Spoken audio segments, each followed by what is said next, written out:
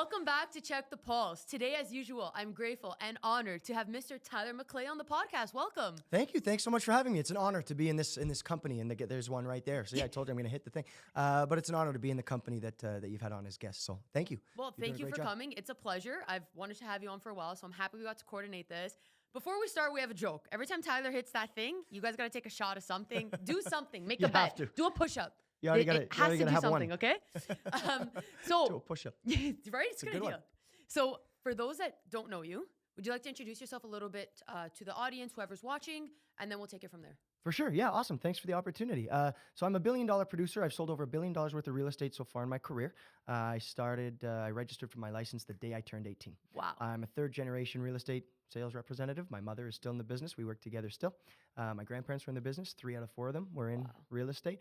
And you know what? For those reasons, that's why I never wanted to get into real estate. I never thought it would be a career path. When I first got into it, I thought part-time, let's give it a try. Let's see how it goes. And then boom, it was all the things that I loved.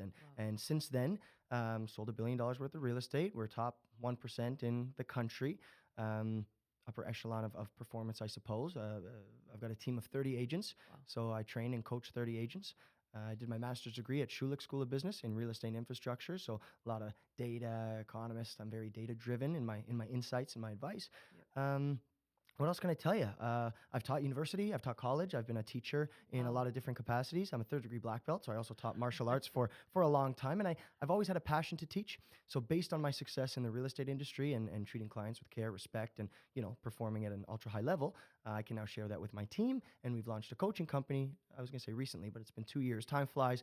Rex Coaching. So now I want to give back to the realtor community and coach and share what I've learned in my over a decade of experience selling a lot of real estate. I want to share the systems and strategies that I've learned and developed and crafted and created with agents, because I think our value proposition is dwindling, and we need a wake-up call. It's a combination of old school and new school, and find not necessarily new ways, but be reminded of the ways that work. So that's a bit about me. Yeah, love real estate, love my life, love my team, love my coaching program, and all is well.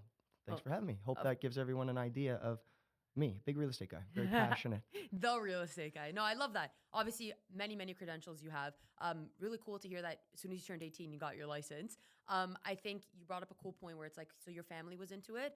And I think a lot of people have that, where their family's in an industry or in a niche and they're like, I'm never going to get into it. They try it and all of a sudden they're in love with it. You had mentioned though that once you started, you kind of realized like this was your thing. Was it because you felt it fit your personality? Like, was it because you saw freedom of time? Did it fit your drive, your hustle? What was it? I think when it clicked that this is what I wanted to do for the rest of my life and build a business, it was seeing the opportunity that this business gives, and I nicked it there. I don't know if that counts for a push-up or a shot, but it was seeing the opportunity that ultimately what you put in is what you get out. Right. And I remember I had a ton of part-time jobs. I was trying to beef up my resume. I wanted to be a Wall Street banker, so I was working at TD Bank, and I took internships in all these finance positions, MLSE and Toronto Hydro, and I was doing what I thought I had to do. And I was always the hardest worker. I was always working hard. I was always doing more. I was always solving more problems, bringing ideas. And I thought, what's my benefit really in doing this? Obviously, promotion and all that. But real estate gave you the opportunity to be a self-sufficient business owner with a sense of structure. And it just kind of checked all the boxes that I really enjoyed. I love talking to people.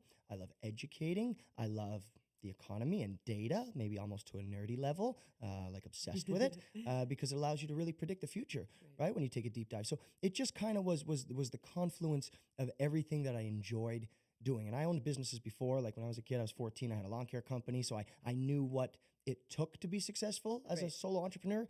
And I knew the benefits of being a solo entrepreneur. So this one, it just checked all the boxes. And yeah, it's fun. Like it's just so fun. The more you do it, the more I did it, the more I fell in love with it. And I'm like, wow, what a rush. And not even, I know no one's gonna believe me, but like it's not about the money. Yeah. It's the thrill of the deal. Yeah. Like when I do something great for a client, when I win the house for them, or we sell the house, we get it sold, we allow their family to upsize, downsize, move to a new country, a new province, a new city, whatever it is. Yeah. It's a thrill. Yeah. It's that thrill of getting something done and helping. Like it genuinely, it's powerful. It's cool. And it gives you more energy, more ammo to keep going. Right. So yeah, it's a thrill. You get out what you put in. That's the big one. 100%. Short version. And I think that it's very obvious, even to viewers right now, your passion when you speak about real estate. And I think that saying of, they do it for the money comes from those that may not have that same passion and energy that comes from their heart, right? So I can do a transaction for someone, I could be in it for the money, and it'll show in that energetic exchange. 100%. Whereas with you, even just talking to me, you're not selling a house for me, we're just conversing about it, and it's there. I literally am like, I want to buy a house tomorrow. It's contagious. It is. It really is. And you have to really enjoy what you're doing. I know everyone says, like what you do. To an extent, it's always going to be a job. I mean, I'm sure Austin Matthews, as much as growing up, he wanted to be a hockey player. Yeah. He doesn't love every day going to the ice. It's a job, right? No matter what you do. We see, Post Malone was in Toronto, right? It's like, oh, how fun is that? Yeah. I'm sure there's days he doesn't want to go rehearse, or days he doesn't feel like, I don't want to perform today. Maybe yes, maybe no. My point is that a job is a job, but if you're passionate about your why and why you want to do something, right? Not just the enjoyment, but the why. Naturally, you're going to be more driven. Naturally, you're going to make better decisions. Naturally, you're going to continue to work in and on your business to get to that next level of success. And again, it's that natural component. You can't force yourself to get up and work every day. Some people can be extremely disciplined, but it's a lot easier if you have a big why. My why is I want to change the industry, right? Selling Sunset and these fancy dancy shows and some of these agents' TikToks blows my mind. The professionalism just is evaporating. And the public sees it, right? What do I need you for, right? And most of these agents are diluting themselves, and even more so now with AI. So for me, it's what is your value proposition? Why are you doing what you do? And my launch of the coaching program, the why is to bring authority back to the real estate sales profession, right? Our trust score, when you look at other professions, is very low. Right. Our legitimate power that comes with having a real estate license is very low because the barriers to entry are low. Yeah. Doctors, lawyers, we respect them because there's components of school. I'm trying not to touch the thing. School, education, money invested. And, when my dentist says you got a cavity, we got to fill it. Okay. Yeah. I don't question. Are you sure? I want a third opinion. No, you take it at face value. An agent comes in. Yeah, no, it's a great time to buy. Yeah, you're trying to sell me something. Yeah. So how do we build back that authority, that credibility? That's really what I want to do because I've seen it growing up with my family. I've seen the way my mother's clients treated her and respected her advice growing up and how that shifted today. So a lot of what I do is bringing that authority back. For sure. And that's my why. And I love that, first of all. Again, really driven from the heart and in service of others, not so much service of yourself, which is amazing. What is something you think realtors used to do or had respect for that has dwindled till now that you want to bring back? Yes, you mentioned authority, but is there something specifically maybe in the transaction or how you approach a client that used to be very prominent and now it's kind of just disappeared? It's a great question. I think it's the magnitude of our advice. When I speak, when I say something about the market, people listen because I've built up the credibility. I consistently dig deep for insights, and I want to give valuable advice. And I think that what's missing now is that the public has way more access to information. So for me, I've got to work harder. I have to give them at least 1%, 2% more value than they can find on their own. Right. Public can see what homes are selling for on their own now. Public can go and call a listing agent and see an open house, right? I mean, like our where we inject ourselves has to add value, not just get in the way. So for me, the one thing that holds true and stands true is the effort and the work that goes into this profession. I think just recency bias with the pandemic, if you had a pulse on a real estate license, you can make six figures, right? Because everybody's buying, selling real estate. Now, what do I do? What do I do? Where did my clients go? How do I find clients? And it's the ability to think long-term, see big picture, put the work in to generate, maybe in a market like this, you got to do double the work to get the same result. Yeah. And that's what we signed up for as entrepreneurs. Right? And then in some markets, you do the same work and you get double the result. Yeah. We are heavily influenced by the market, but we can always tweak our approach to be more sophisticated. So I think the one big thing is the magnitude of our advice has diminished somewhat, but we have the ability to bring that back by respecting our profession, respecting our value. It's a very unique industry. Like you never see the CEO of TD Bank on TikTok freaking dancing in a rabbit outfit. Like, no, 100%. And everyone's got their own vibe. Do what you want to do. My vibe is for us to be respected, and I can't be dancing in a monkey suit and then guys, look, take me seriously. We should take this offer. I know it's slightly below where you want to be, but based on the market, they're going to be like, oh, okay, well, we'll think about it. Like the magnitude of our advice has dwindled, and we bring that back with our delivery, our communication, our authority, our study of the market, and the value that we add. So we have to inject value some way, somehow. maybe a little more different, maybe slightly differently than we used to. But the commitment has to be there. For sure. It starts with the agent. 100%. It's all about adapting too, right? If someone's hiring you, it's because, yes, they have access to the information, but they're hiring you because you're supposed to be the expert in the field. So if I can get this number on a house, what can you bring me? Like you said, the magnitude of what you put in, what can you bring me that I can't get access to? That is your job. That's why we're working together. And when they see that, then they feel confident enough that you're going to go above and beyond with their transaction, really dig deep and not just throw the first houses you see at them. So Correct. 100%, like I definitely If you could get agree the with same that. thing with me, like the same number on your home with me Yeah, or without me, what do you need me for? I'm just going to get in the way. Yeah. Right? So I need to be adding a certain amount of value that exceeds my commissions, right? And Yeah. that's what we strive to do every day. That's what we do, myself, my team. 100%. Is there a belief you had at the beginning when you started real estate about the industry or the career that you've kind of had to abandon as you grew through it, that maybe like agents early on might have that same belief now? Great question.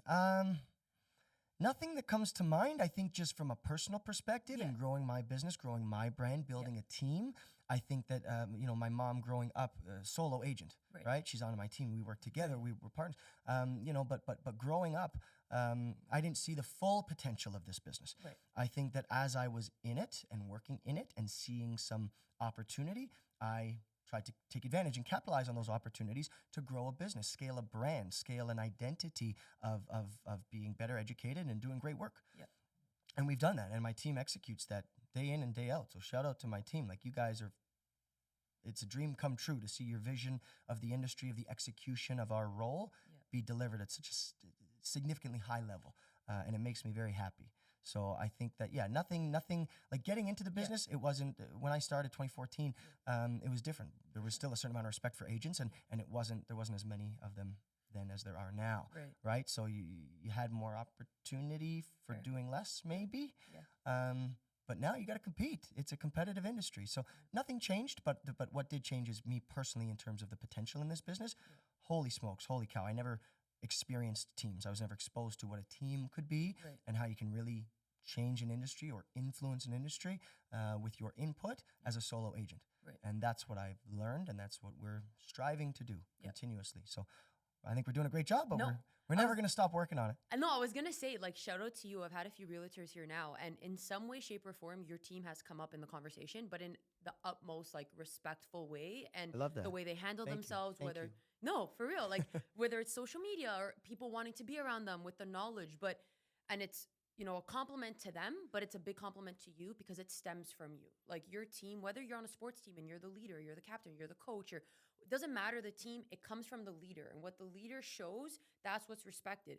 If you were dancing on TikTok in monkey costumes, your team is going to probably dance on TikTok in monkey costumes. So do the same thing. It's like, That's true. it's nice to see the wave that you guys are putting out, and it's consistent through all your agents.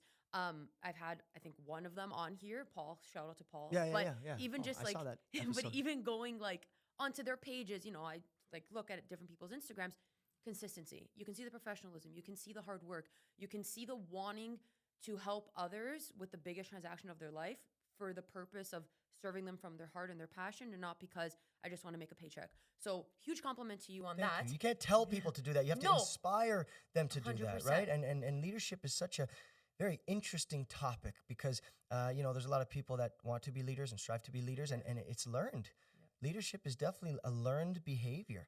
I've learned a ton leading my team and leading from the, I don't know the right way to say it, but like leading from the front or the back or whatever, but like leading by example. I would never tell them or ask them to do something I wouldn't do myself. And a lot of what I do and promote is for them to be better and have opportunity, right? So it comes from a good place. Spider-Man is on your shirt, right? Superheroes. You never hear a hero pass the blame is something I often say. So accountability is a big thing on my team. And if one of my team members is questioning something or not sure, not feeling confident, I put that on me. Why? What can I do differently so that they don't go through that? What can I inspire them to shift or change or do or reframe the issue or opportunity to see it in a different way, right? So I'm never saying it's your fault, their fault. You should have done this. No. I should have done this. You chose to be here and follow me, right?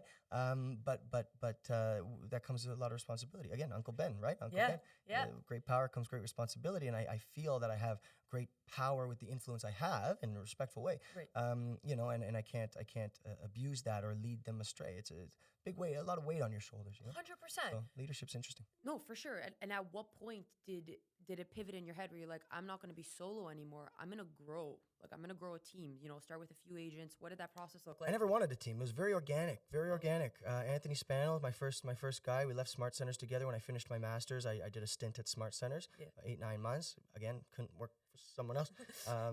Shout out Smart Centers. But I went back to real estate full time, and I said, okay, this is it. This is the direction for sure. Let's go. And then Anthony came with me, got his license. He was in the process of getting his license. And I said, trust me. And he tells me every other week, he says, Ty, thank you. It's the best decision I've ever made. He's been with me for 7 years. We've had the team for 7 years. Wow. And then it grew very organically from there. I don't recruit. I know a couple of guys on my team sometimes will recruit, but I don't recruit. I've never recruited an agent. It's very natural and organic, and based on what we do and how we do what we do, we tend to attract individuals that I guess associate with our brand and our identity and what we want to do. So that also helps make my leadership easier. They make it easier for me because if they associate with me and like what I'm doing, they're going to say, okay, well, I see that way. I get that. And it's easier for them to kind of flow with you than me having to teach them new tricks. And one of the big things I learned from a leadership perspective in managing people, leading people, is they're not all going to be like you.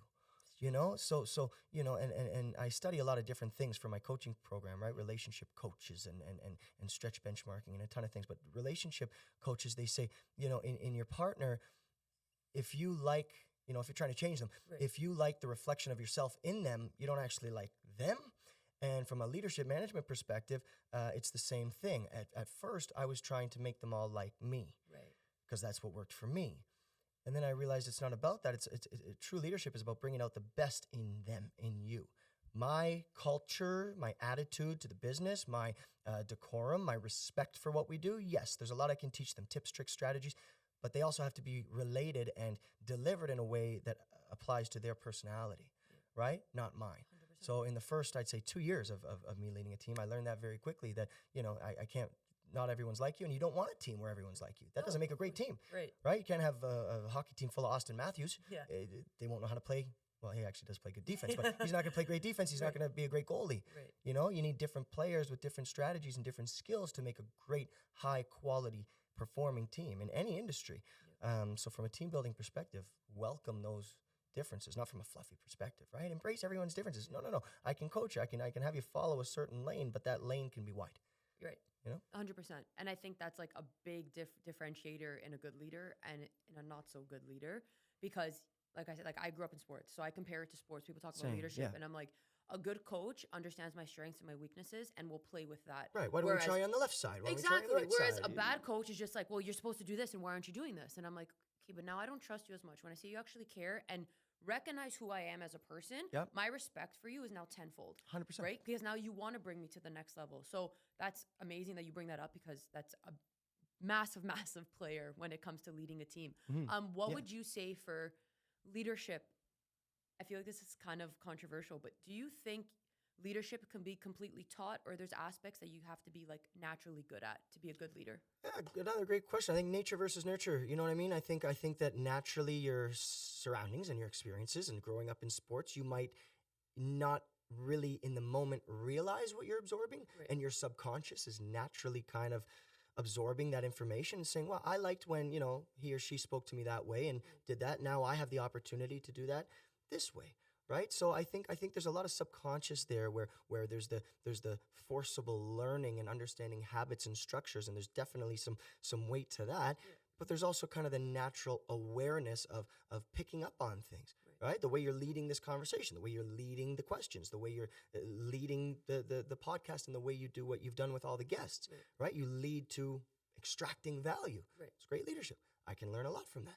Right. And I'm going to be aware of that. And whether I realize it in the moment or not, there's something there talking to the subconscious. So I think in any capacity, you can't just learn from a textbook, and you can't just learn from your experiences. You really have to find the balance between the two, and then form your own opinions on leadership. Right. And I think there's a big lack. There's like COVID was one thing, but there's a massive epidemic right now of critical thinking. It's evaporating. It's not there, right? A lot of people, it's like that scene. I spoke about it actually earlier today, the scene from Good Will Hunting, when he's at the bar. How do you like them apples, right? And there's that dweeb with the ponytail, and he's reciting a line, right? Some boring history line. And Matt Damon there, he starts copying the line. He's like, yeah, the Civil War. And he goes, yeah, you're just going to copy everything from that textbook, or do you have any thoughts of your own?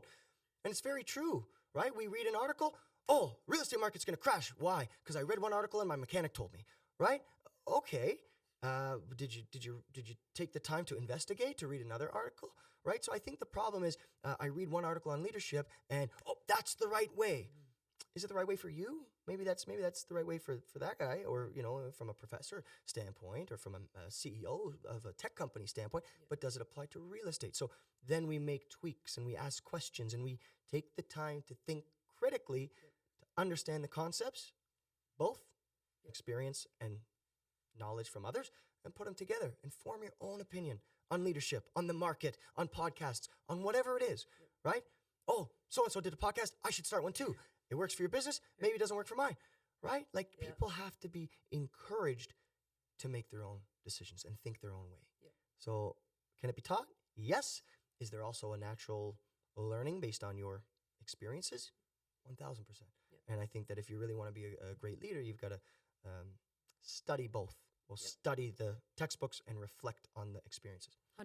And it's like they say in life, you always have to keep learning. And especially if you want to be in that leadership position, like you said, like your team's going to learn from you as much as they're going to do their own research. So if you stint yourself from growth in stopping, you think you know everything, then it's like, well, they're going to think they know everything, and now you're not succeeding. Whereas that's where ego's a big problem, right? 100%. You stop, you hit a ceiling, and now it's like, okay, I'm the best, and I'm going to show you, and this is what you need to do. And then what? And ego is a big thing everywhere, but really in real estate, because you got your face all over your signs. You got social media, which gives you this platform to promote yourself and me, and we get this sense of false confidence, and it's scary.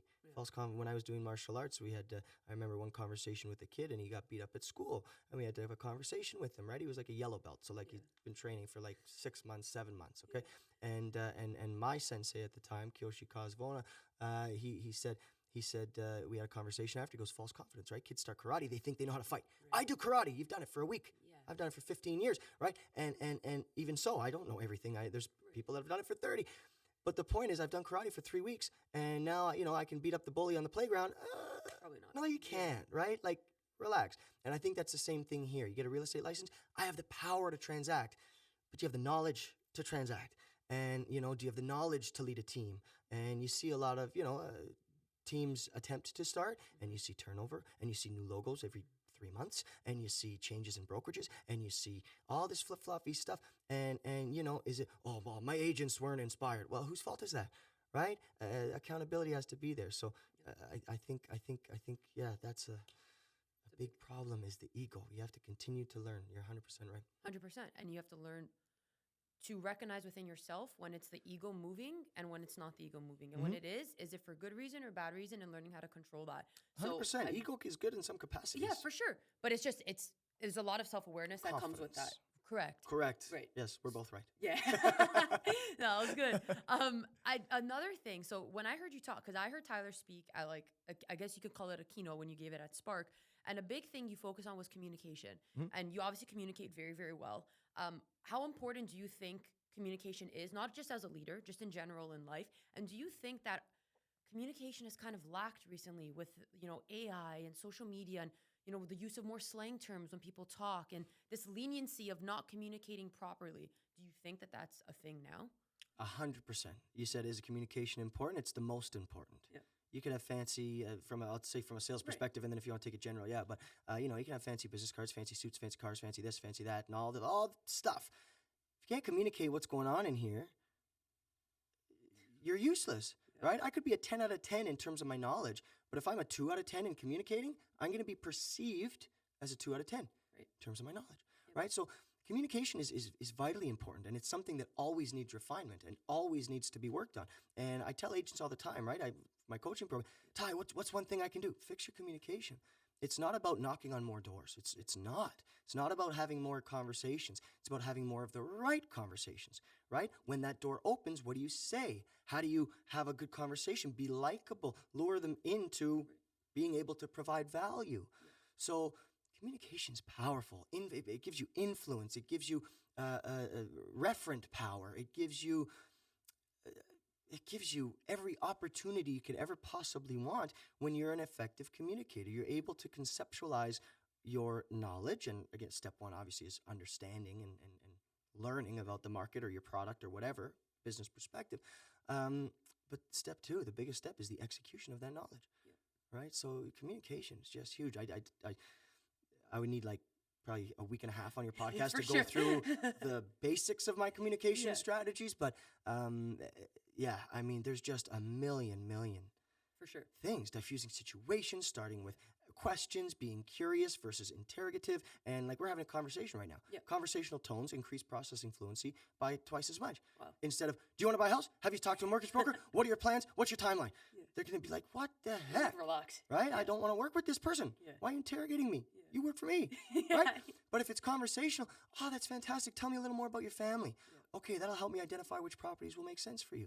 Right? Give them a reason for why you're asking those questions with curiosity. And one of the points I kind of discovered, I've studied communication hugely, and one of the I guess ways I frame it to my agents is when you're giving information, to avoid that ego, to avoid that to keep the authority without being arrogant and disrespectful, you want to kind of present it in a way where you're speaking to a superior. So you're an intern or you're an entry-level employee, and you're speaking to your CEO, you're speaking to your manager, right? So someone in a position of authority, but you're educating them on something that you know better than them.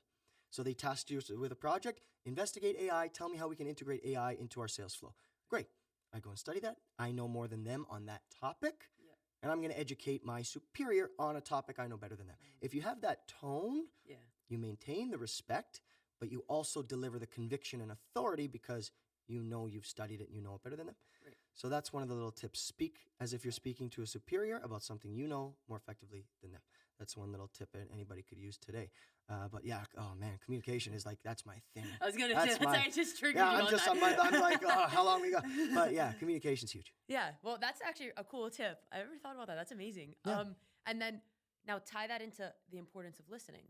Because you can be a good communicator, but if you're not listening to what I'm saying and you're communicating things I actually didn't really ask you about, now we're still in a twofold, because now I feel like you can speak well, but you heard nothing of what I asked you. 100%. Right? And listening is not only with your ears, it's with your eyes as well, right? Just being aware and attentive. If I was making examples about, I don't know, Barbie dolls, maybe I don't know if you're into those or not, but I know you're at least into Spider-Man, so I can make an association there and then relate things more to you. And my point is, if I was talking about beard oil with you, you're gonna tune out, right? 100%. It's important to me.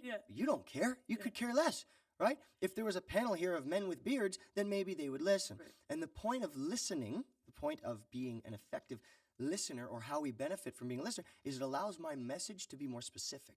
And the more specific my message, the more effective the receiver translates the intended message. Okay, so when I can really dial in and speak specific to you, because I know what you do, I know where you live, I know what your lifestyle is like, so I can probably pinpoint more of, what property or investment might be suitable to you and why. Right. And you're going to listen because I am delivering my message in a way, in a tone that makes sense to you specifically, to Kristina specifically. Yeah. I'm not talking generally, and that's a big part of communication is an inclusive language. Right? We are going to do this, and together we're going to achieve this. Not the market this, and the home this, and this is what is happening, right? More, we're going to explore this, right? Inclusive language in that sense.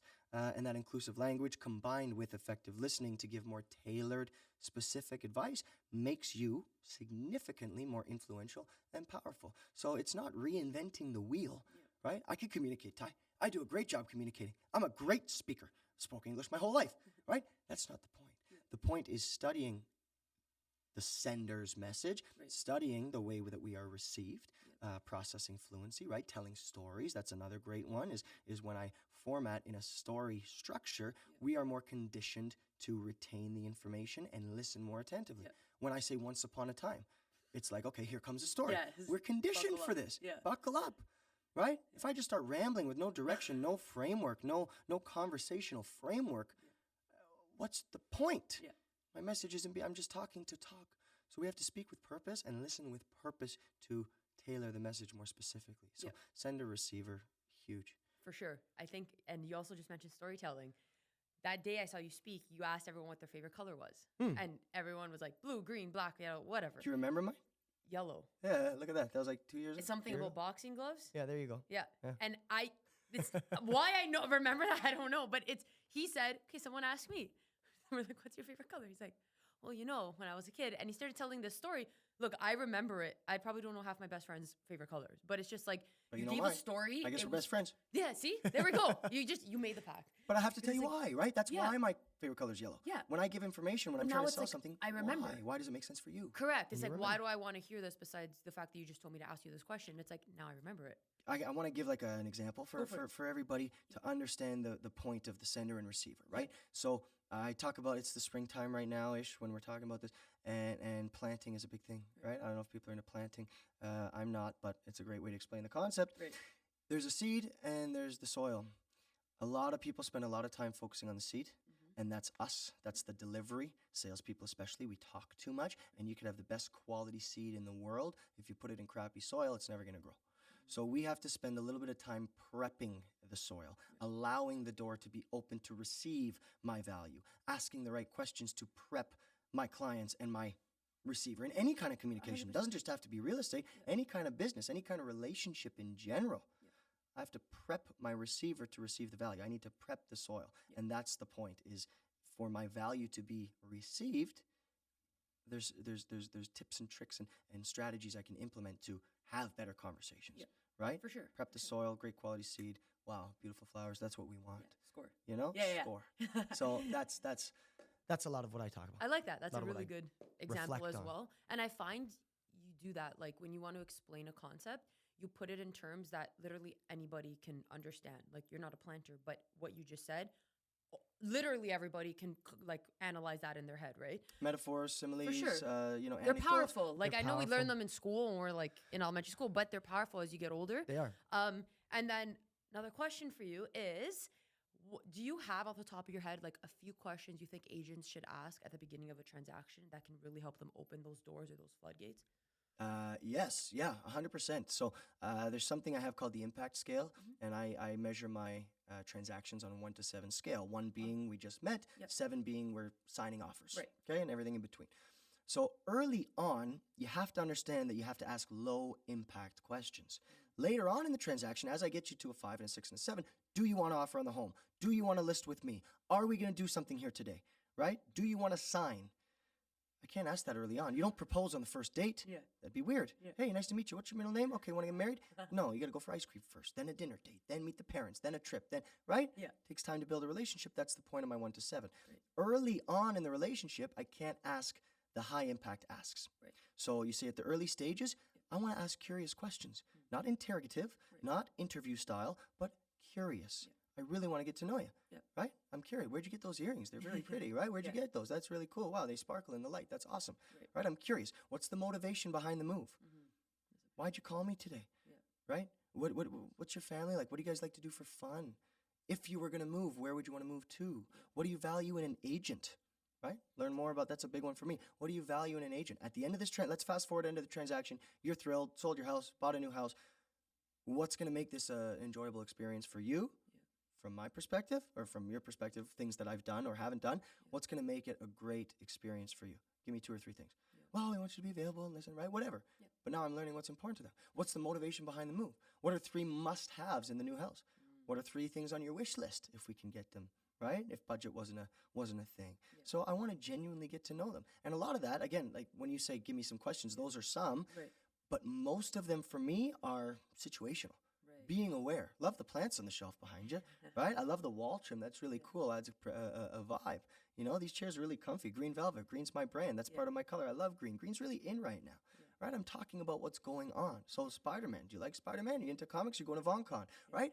Boom. We're building a relationship because I'm talking about you and things that are important to you, right? You mentioned you go to the gym. You got gym shoes. You get this, right? Where do you work out? Do you work out close to home? Yeah, I used to work out close to home. Then I moved further away and it's too hard to get to the gym because, some personal stories, some questions about you. Mixing. You know, For sure. that's like And it genuinely get to know people. Yeah, and it makes them feel comfortable, like you actually give a shit. Realistically, like Number one rule on my team, I have my team like rules. yeah, Number one is give a shit. Give a shit about your industry, give a shit about your client, give a shit about yourself, give a shit about the market and the data. So, yes. literally aligned. That's Yes. perfect. Yes. What would you say is one thing that people would be shocked to know about you that they may not know? Shocked to know about me. Yeah. I don't know, man. In this day and age, everything's kind of on the line. I'm a big real estate guy. No, that's why I'm like, it's the focus of my you're life. out there. You're you on know? social media. Everyone knows Yeah. Tyler. but Shocked what to don't know they about me. I'm a very picky eater. Very I would've picky. never known that. Bread, like just plain bread, like literally plain bread, plain pizza, No way. plain burgers, no sauce, no I'm the fixins. same. That's crazy. I like my steak well done. I don't No. eat- yeah. Ty, Sorry, you're off. I'm I know. kicking you off. Me, man. Greg Tucci, my lawyer, and one of the girls on my team, we're the only three I've ever met in my life that like our steak well done. And my mom.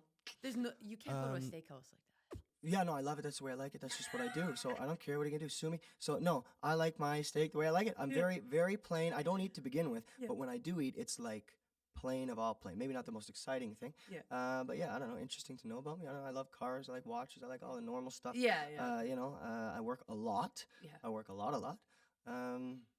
Hate to travel. No way. Absolutely hate to travel because it messes up my routine. I enjoy it when I'm you're there. routine driven. Very much. But I like it when I'm there. But like I'd rather have like a week uninterrupted in my office, shut the door. I'll eat there, sleep there, everything there, just uninterrupted so I can get things off my plate. Yeah. Because I get one thing off my list and two things appear. You know? So fair. for me, when I go away, I feel more stress between the work-life balance. There's no balance. Jeff Bezos says it's a circle. Work it in, and we do. But you know, when I'm on the beach with my daughter, my family, and I want to be there, I want to be there. Right. But in this business, you can't. And as a leader, sometimes you can't. You have to be Right. available for your team. So a lot of responsibility. But yeah, picky cool. eater. I eat, and when I do eat, I eat like crap. Like I'm not. Yeah. Everyone's like, oh, successful people, and varying levels of success. But in real estate, I can say sure. Successful. Right. You might say like, oh wow, this guy's successful, dresses well, has a great team, sells a lot of real estate. He's probably one of those 4 a.m. clubs. I'm not. Ice bath guy. Promise you I'll never step foot in one of those. Why would I? It's just no. And I eat very crappy. I eat like candy and popcorn and So then what keeps you so driven? What keeps you going? The thrill. Like I I'm like full that. of You're energy. just I'm high always on it. wired. I just love what I do so much. I love the impact. I love, they say, what I've never seen a U-Haul behind I think Jamie Foxx said, I've never seen a U-Haul behind a hearse. And it's like, you can't take it with you. Yeah. Maybe my car, I can find a way, like maybe that. But, you can't take it with you. And we know that. That's not a new concept. That's not a fun way to put it, but it's a way to put it. 100%. And what really has impact on a life is having an impact on other people's lives. Right. Whether for someone that means charity, whether it means investing your time, right? Money or time, charity, whether that means training people, coaching people, taking what you've learned and sharing it, giving people an edge. So for me, I'm extremely driven to help people with real estate because I know it inside out and backwards, and I have advice that I would say is very qualified, For sure. and I've done it. Yep. For what feels like forever. It's just as much as breathing is easy for us, to me, like real estate and problem solving and creativity with deals, it's like breathing to me. Like it's just amazing. Yeah. So honestly, it's that thrill. And then the coaching and the training, like it energizes you. Yeah. I get more excited. Like I still transact in real estate. I'm not just a coach. I get more excited when someone on my team does a lease rather than when I do a $5 million sale. I'm more excited for them. And that might seem like, okay, whatever, dude. It's very true. At a certain point, it's not about the personal successes and the car and the suit and the house. And it's not. It changes. Yeah. It's more about what impact can I have on my people and my industry. And it's awesome. Yeah. So, bread and Sour Patch Kids are good enough for me. Coffee. That's a big one. Coffee's a big one. So that I can do easily because I talk all day, every day, forever. And you can't work when you eat. You can't talk with a mouthful of... Delays you. Raw steak, So for me, it's coffee. Have a sip while they're talking, and you keep going. I love that. Well, anyway, there's a few little things. Yeah, I love that, but it shows everything's like, on the line with your me. like values and morals and who you are as a person. And my last question I ask every guest to kind of wrap this up. What's one piece of advice you'd give your 16-year-old self? Track everyone you've ever met ever for your entire life. Like, don't wait to start collecting that data because everyone knows someone you don't. Everyone knows something you don't. And I've become a very good connector, and that really helps with business. Hey, everyone knows, like, I I got a guy Yeah. or a girl for something, Yeah. right? Ty, do you have a girl that does hair in Georgetown? Yep. Hey, do you have a roofer in Collingwood? Yep.